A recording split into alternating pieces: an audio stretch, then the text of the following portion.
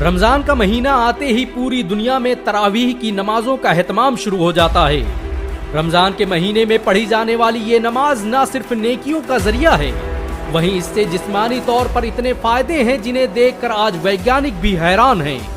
तरावीह की नमाज न सिर्फ हमारे जिस्म में मौजूद एक्स्ट्रा एनर्जी और कैलोरी को खत्म करती है, बल्कि इससे डिप्रेशन, एंजाइटी और तमाम तरह की बीमारियों की होने की संभावनाएं भी कम हो जाती हैं।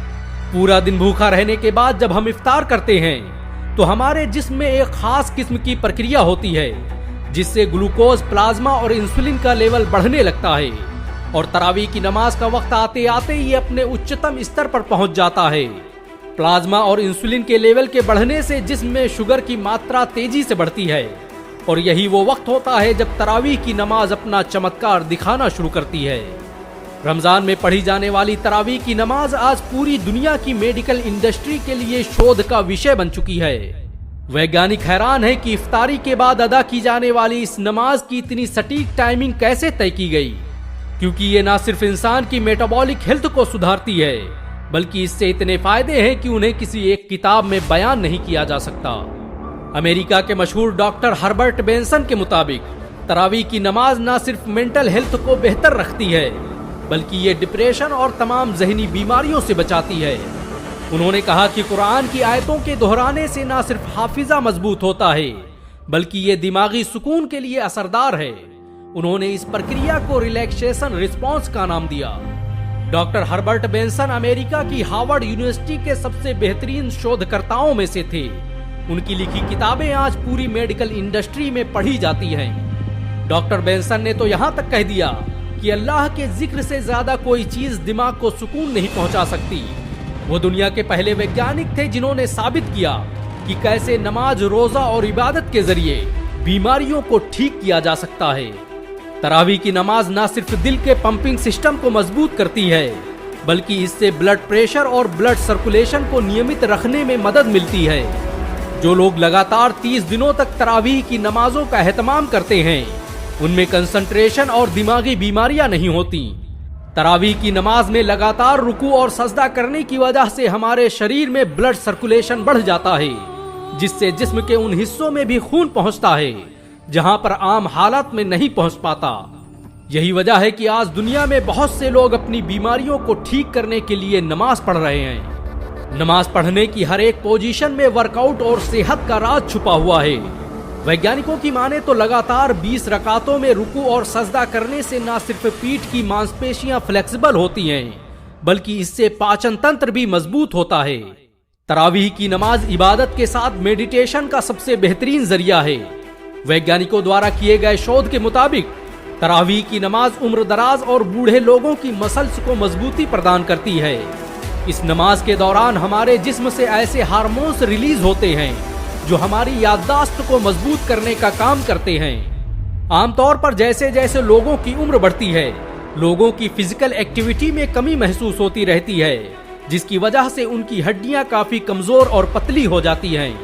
तरावीह की नमाज न सिर्फ हड्डियों को मजबूत करती है, बल्कि इससे नसों और जोड़ों में होने वाली तमाम बीमारियों से निजात मिल जाती है। तरावीह की नमाज के दौरान हमारे जिस्म में एक खास किस्म की प्रक्रिया होती है जिसे नाम दिया गया है ग्लाइकोजेनोलिसिस का। ये एक ऐसी प्रक्रिया है जिसमें नमाज के दौरान जिस्म की मांसपेशियों पर दबाव पड़ने की वजह से उसमें एक खास प्रकार की ऊर्जा निकलती है जो शरीर को स्वस्थ रखने में बड़ी भूमिका निभाती है।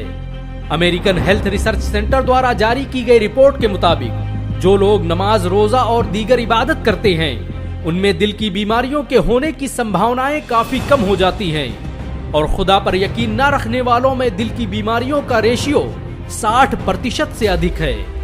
वैज्ञानिकों की माने तो 5 बार नमाज अदा करना हर घंटे 3 मील जॉगिंग करने के समान है। लगातार 20 रकात नमाज पढ़ने की वजह से न सिर्फ फिजिकल फिटनेस को बनाए रखने में मदद मिलती है, बल्कि इससे भावनात्मक रूप से मजबूत होने के साथ इंसान की उम्र में भी इजाफा होता है।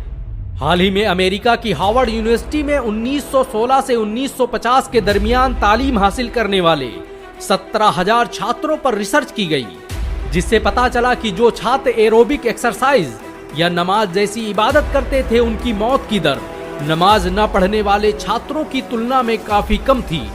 दुनिया भर के वैज्ञानिक आज सांस से संबंधित बीमारियों से बचने और रेस्पिरेटरी सिस्टम को मजबूत बनाने के लिए रुकू और सजदा जैसी एक्सरसाइज बता रहे हैं, लेकिन इस्लाम ने इबादत के रूप में ही सदियों पहले पूरी इंसानियत को तरावीह की शक्ल में एक ऐसा तोहफा दे दिया था जिससे आज सैकड़ों बीमारियों से बचा जा सकता है। बढ़ती उम्र के साथ हमारे शरीर में इंसुलिन का लेवल कम होने लगता है, लेकिन जब हम तरावीह की नमाज पढ़ते हैं तो उसमें होने वाली रासायनिक प्रक्रिया से हमारे शरीर को इंसुलिन लेवल को बराबर रखने में मदद मिलती है, जिससे हम हाइपरग्लिकेमिया जैसी बीमारियों से बच जाते हैं। हाइपरग्लिकेमिया एक खास प्रकार की बीमारी है जिससे किडनी के फेल होने का खतरा रहता है।